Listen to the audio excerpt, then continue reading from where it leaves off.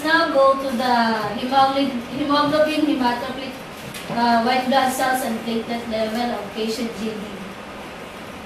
On the 8/16 or August 16, upon admission,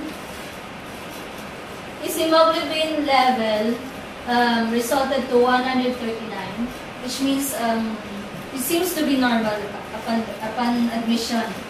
And then from then on, day 2 or from 8/17 to 8/20 of 8/20, there is a continuity of decreasing level of his hemoglobin level.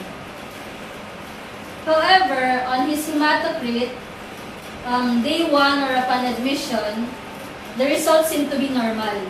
So he had 0.41. But upon day 2, it started around 3 a.m. in 8/17 or August 17 up to August 20, there was a continuity of decreasing hematocrit level. On the other hand, white blood cells, upon admission, he had increased white blood cells level of 11.0. It has been increasing up to August 18, 2012, which resulted to 7.0 around 4 a.m. And it has been increasing up to the day of August 20, 2012, which resulted to 8.5 around 6 a.m. So the normal values we have here below, on his category, belongs to the normal values of 4.5 to 5.5. So if you can see, there is already an increased white blood cell level. Lastly, his platelet level, from day August 16, 2012, day 1, there is already a decrease of platelet level. So it only has 24 microliter of platelet, and it continued to fall up to day August 20, 2012. He opted 254 on day 8/20 at around 6 a.m. 254. So with this result, there is already a thrombocytopenia, visibility of hemoconcentration in his blood, and also plasma leakage.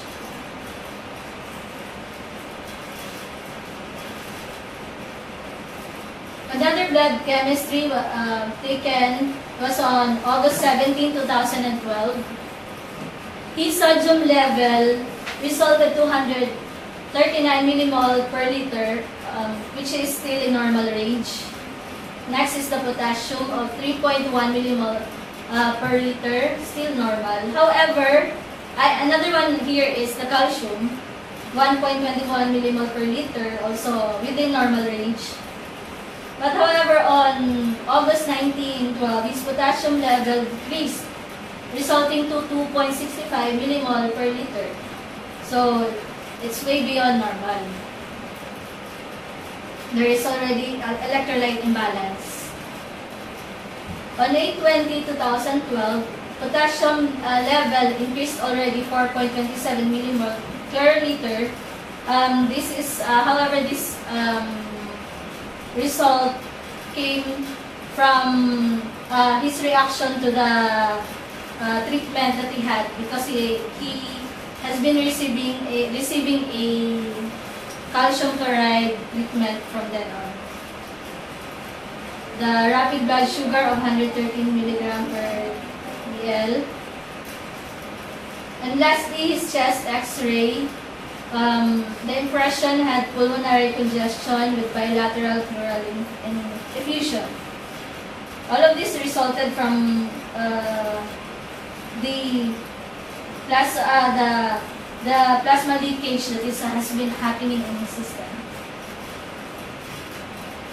The electrolyte sodium, it permeates the fluid between cells, often called the extracellular fluid. So this is only a brief definition of the electrolytes or view. Another one, potassium, exists mainly on the inside of the cells or the intracellular fluid. And these two minerals need to be in a constant dynamic balance so nutrients and waste can take place across cell membranes.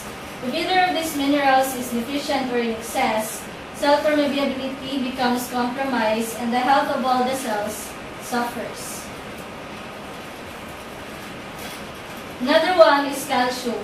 Calcium is a sufficient amounts of calcium. It is required for bone strength. The body uses calcium for the heart, muscles, and nerves. Without the proper amount of calcium intake, the body will strip calcium from the bones, where it is stored, causing the bones to get weaker. Your body needs several other nutrients in order for calcium to be absorbed and used properly, including magnesium, phosphorus, and especially vitamins D and K. Let's move forward for the schematic diagram of the pathophysiology of dengue hemorrhagic fever. But first, you must know what are the evidences of patient JD in which you consider that it is under dengue hemorrhagic fever. So, what are the evidences we have? First is, he has the history of acute fever upon his admission, or there is already fever. And then there is thrombocytopenia due to the decreased platelet level with the laboratory results we had earlier. And the evidence of plasma leakage of hemoconcentration, less than 20% drop in hematocrit following treatment with fluids as compared to baseline, and clinical evidence in which he has a periorbital edema, pleural effusion, and ascites. Another one is the hemorrhagic manifestation, which includes he had a positive tourniquet test, presence of petechiae and bleeding, in which patient JD had episodes of epistaxis or intermittent nose bleeding. Here are the predisposing factors which involves the geographical area in the tropical island in the Pacific, specifically here in the Philippines and Asia. About the precipitating factors which involves in your environmental conditions. Since patient JD lives in a rural area, mostly we expect that there is mga stagnant water or there are open spaces with water pots and plants. And then immunocompromised, and the mosquito carrying the dengue virus. So first, the Aedes aegypti or dengue virus carrier has a replication of 8 to 12 days of viral replication on mosquitoes. Then the portal of entry is to the bite from the mosquito, allowing dengue virus to be inoculated towards the circulation or blood, which has the incubation period of 3 to 14 days. So upon inoculation, the virus disseminated rapidly into the blood and stimulates the WBCs, including the B lymphocytes, that produces secretes immunoglobulins or antibodies and monocytes, macrophages, and neutrophils. So the attack of the virus is mainly inside the blood or the circulation. So the antibodies attach to the viral antigens, and then monocytes or macrophages will perform phagocytosis to the Fc receptor found in the monocytes within the cells, and dengue virus replicates in the cells. So it is worse because the dengue virus is not recognized by the WBCs as an intruder in the body. Not only that, because ang nangyayari, yung ginagawa ng virus or ng dengue virus, mas lalo pa siyang dumadami, even though there is already phagocytosis. So, mahirap siya ma-interrupt. Hindi siya kayang i-interrupt ng mga antibodies or stuff.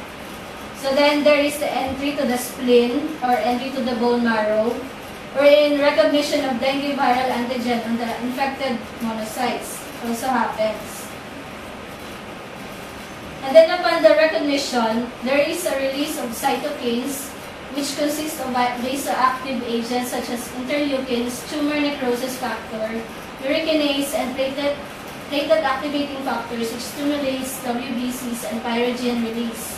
So there is already increased WBCs and allowed patient JD to exhibit high fever or lumalabas na yung hyperthermia.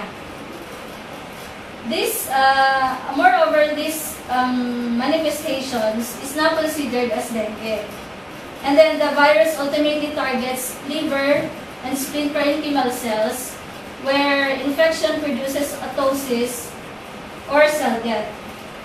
So yung mga main cells inside our spleen or the liver, yun yung tinatarget ng virus. So upon that, nangyayari meron ng cell death. And then there is cellular direct destruction and infection of red bone marrow precursor cells, as well as immunological shortened platelet.